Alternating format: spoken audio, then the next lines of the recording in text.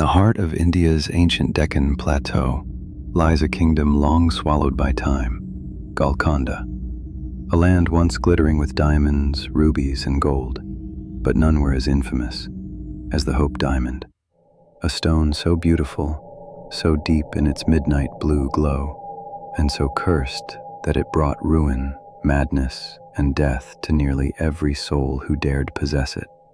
This is the legend of the Hope Diamond and the horror that still follows its trail. The story begins in the 17th century, within the fortress walls of Golconda. The Koh-i-Noor may have held its royal fame, but it was the Hope Diamond, known then as the Tavernier Blue, that held a darker power. It was said to be plucked from the eye of a statue of Sita in a long-abandoned temple in Kollur, where it had sat for centuries. Locals warned the French merchant Jean-Baptiste Tavernier, "Do not touch the god's eye. It sees you, even in death." But greed has no ears. Tavernier stole the diamond anyway. From that moment, the nightmares began. Tavernier returned to France with his prize, but his wealth was short-lived. He was plagued by visions, headless statues bleeding black, eyes watching him from mirrors. He went mad. And legend says he was torn apart by wolves in Russia. Some say they weren't wolves, but something far older. And the diamond? It was passed to King Louis XIV. The king wore it often, set into a golden necklace, displayed proudly at court. But his reign began to rot. His mistresses died in agony. His heir died mysteriously.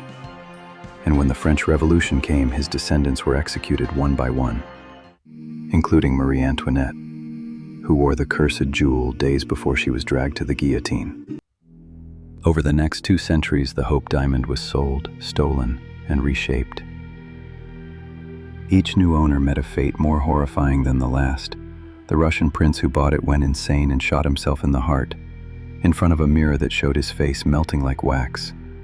The Dutch jeweler who recut it into its current shape, murdered by his own son, who claimed he heard the gem whispering.